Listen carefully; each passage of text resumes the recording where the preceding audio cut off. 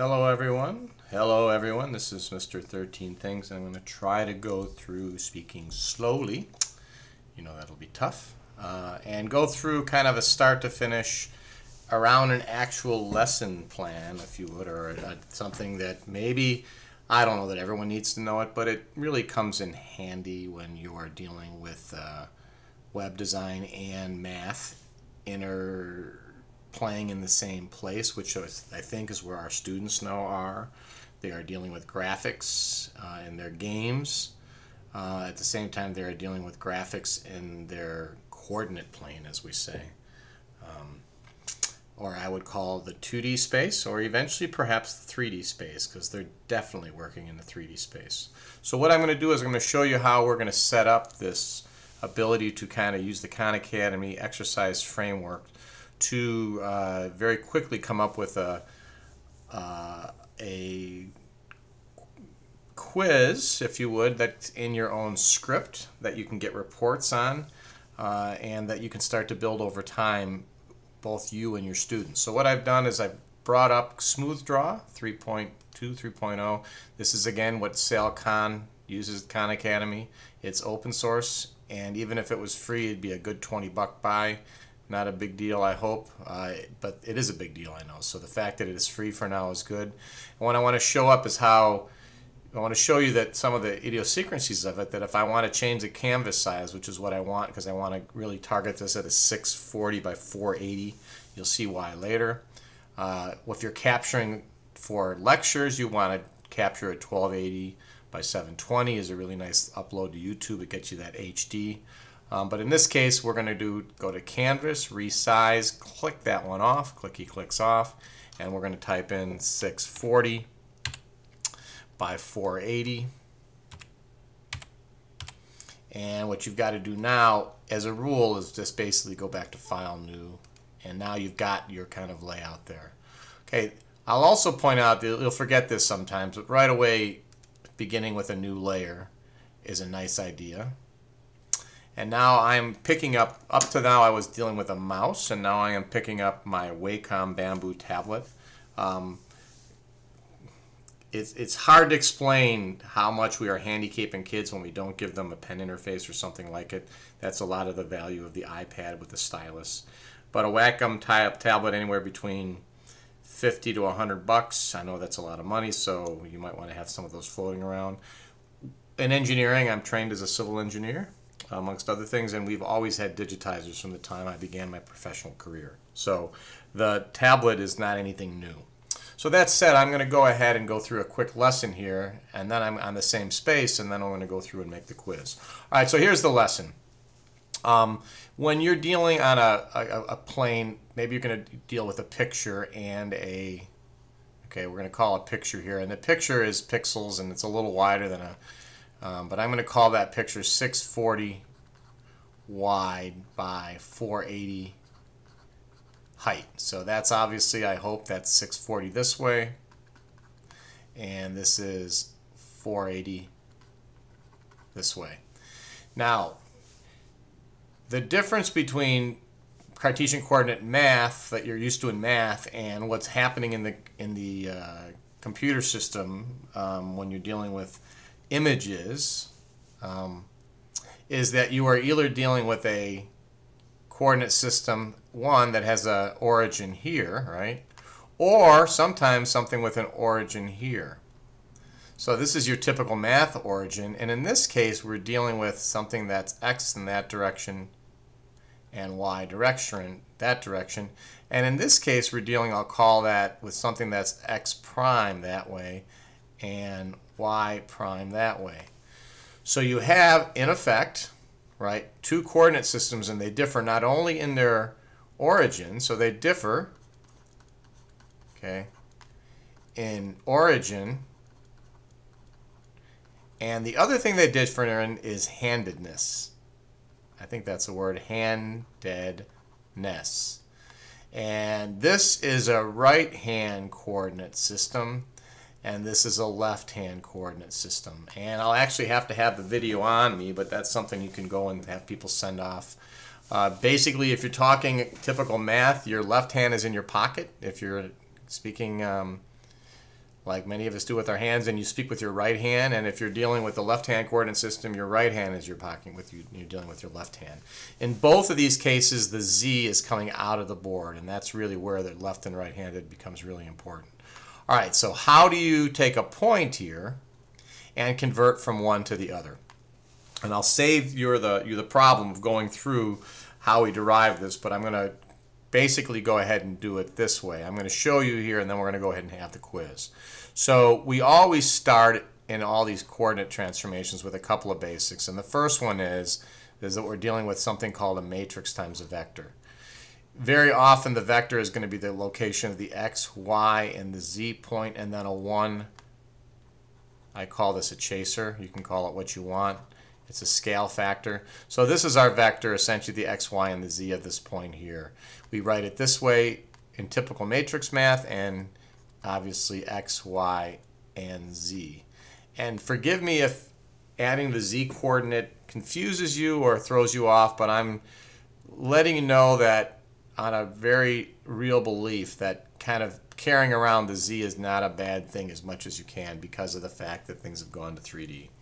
That said, we then start with a typical, identity 4x4 matrix, because you can't multiply this by something that's not basically 4x4. So that's 1 along the diagonals. The way I would say that is 1, 0, 0, 0, 0, 1, 0, 0, 0, 0, 1, 0, or 0, 0, 0, 1 if I was talking out the rows, or 1, 0, 0, 0, 0, 1, 0, 0, 0, 0, 1, 0, 0, 0, 0, 1 if I'm talking about the columns. Same difference.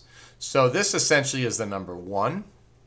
I am speaking fast, I know. This is the identity matrix. It's a 4x4 identity matrix. And since it's like the number 1, this matrix times that will just get you that point. So that doesn't really get you from one coordinate system to the other. So if we're calling this is in our right-hand coordinate system and we want to go from the right-hand to the left-hand coordinate system, this is how we do it. First off, what we're doing is we're doing a coordinate shift, an origin shift, and a flip. The flip in mathematics is called a permutation matrix, and we're flipping basically in this case x, y. We're flipping the y. So you just basically put a minus there. And I may get this wrong, but then what we're also doing is we're then describing a vector that's from the new, I want to go to left-hand coordinate system, to the old in the old system. From the new to the old in the old system, and so this is a vector, if you think about that, that is a minus 480. So what this becomes is minus 480. And if you take out a calculator or go into a spreadsheet or whatever you do and multiply out a matrix, in this case, of 1, 0, 0, 0, 0 minus 1, 0 minus 480, 0, 0, 1, 0, 0, 0, 0, 1, times the value, whatever your x, y, and z value is in your right-hand coordinate system, it's going to get you essentially what I'll call it a prime, x prime, y prime, z prime, and also that 1 will always be there. This is going to be in your left-hand coordinate system. So this is something that converts from right-hand coordinate system, bottom left origin, to left-hand coordinate system, top right. Now you may think this is deep, and it is, and it isn't. It's happening all the time in your GPS when you are dealing both in a standard Cartesian coordinate system and in how we deal with images. Not only in web design and the like, but also in GIS and GPS, global information systems and global positioning systems. All right, so that's all become real in the last 15 years. I want to point out at this point, that's the lesson basically. So, you know, and obviously there'd be a lot of practice and whatever else. So I'm going to go about now making a quiz here regarding this. And this is how basically I would do it. So what you're doing is you're multiplying a matrix by a vector to get another vector. All right, so I'm going to go ahead and edit. And in this case, I could save it, but I'm just going to go File, New. Okay, save a picture, no. Okay, now I'm back to here. I'm back. It's the same size. You remember always you want to add a new layer, and you'll see why in a second. So I'm going to say this now. So here is your quiz or question for the students or whatever you're going to call it. And I'm going to write out, I'll try to write slowly, I'm going to write out which letter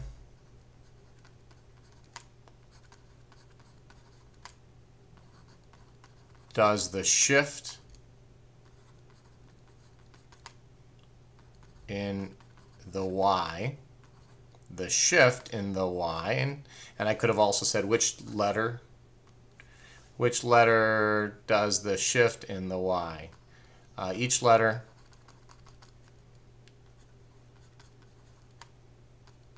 is located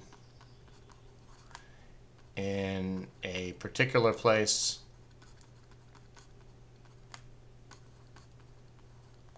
in a 4x4 transformation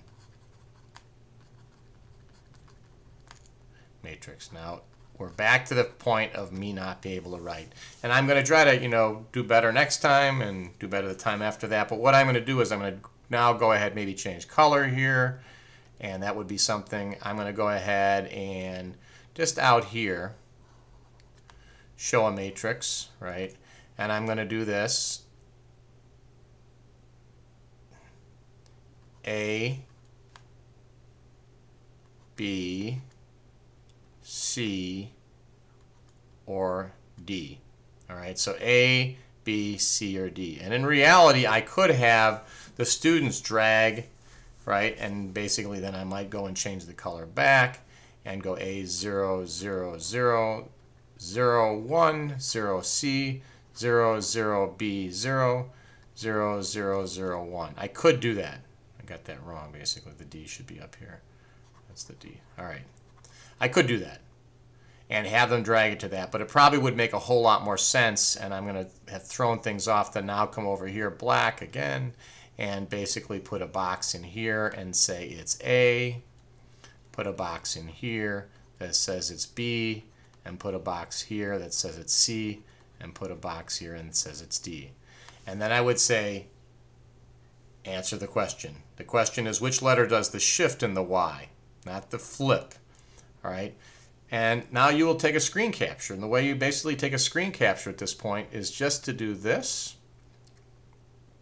File, export layer image, and I'm going to stick it out. I'm going to call it quiz 2 demo. So quiz 2 demo, okay, and it's a PNG file. Portable network graphics help you out a lot because, in fact, they are they allow transparency. So I pushed that out. Now, in the end, I hope we know the answer is C. Again, we can play around with a calculator or with a spreadsheet and show you that this is the kind of mathematics that they're requiring of a lot of folk, no matter what their level is, at least being aware of it, because this is what's done in computer graphics. It's also done in GPS, GIS, lots of stuff have linear algebra in it. And in reality, except for a couple odd rules, it acts a lot the same as real algebra, which many of us hate. All right, so let's go from there and go to File, Add New Layer here. And then you could kind of think about the explanation. So I can change the color. New layer, I can go layer 2. I'm going to say, well, we know it's not D because this thing row down here never changes. So I could say, that's your bottom row,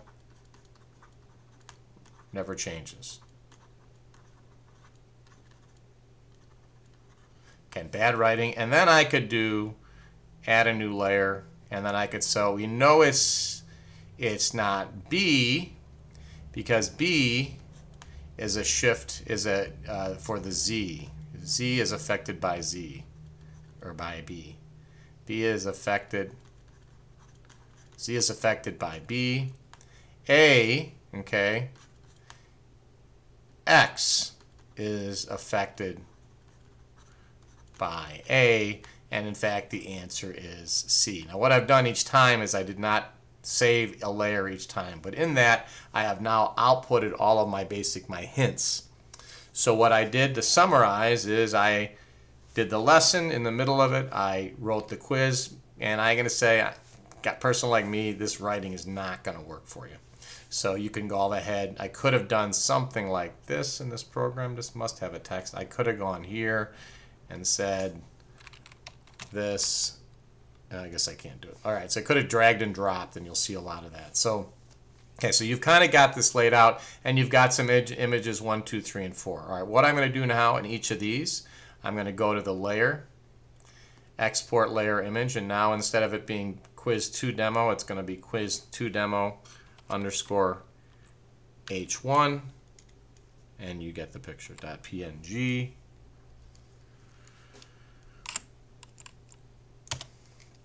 And then you're going to go to export layer image, right? So, and this is kind of then, you know, you don't have that option, but that's the kind of place that Udacity or somebody else would have a grad student do.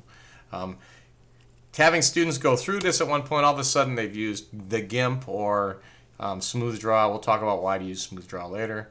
And then once again, export layer image, H3. Okay. So now, first off, that's probably a good day in a classroom. What you'll later see is that this is a very, very, let's see, a very, very particular manifestation of a permutation matrix or a reflection matrix, depending as you would do it. So anything that flips is going to basically be a permutation matrix. Going back to this, in all reality, this matrix, all it did was shift. What I really could have done to be better about this, you know, we can always correct that later, and I'll do that, is to make this a -1. So if I got to learn how to double click, you got to learn to double click in there, and somehow this is not wanting to write. So let's see if I can do it again. So I've kind of lost my ink somehow. So of course in a classroom, you know that's going to happen. I'll try it one more time. What I do is tend to go back and forth. I get my green, and I'm going to look, does it write? Oh, it's writing white, because it must be some sort of an eraser. Dab, nope. Cancel. Let's see if I can do this without ruining the whole process. Interesting, it's wanting to erase. Erase. And I don't know why, so I'll try to come back to that, but obviously this right here should have been negative, and I don't know whether it's finding my cursor here or not. Okay, thanks for listening. What you'll see is how I then put this together, and we'll see how it goes.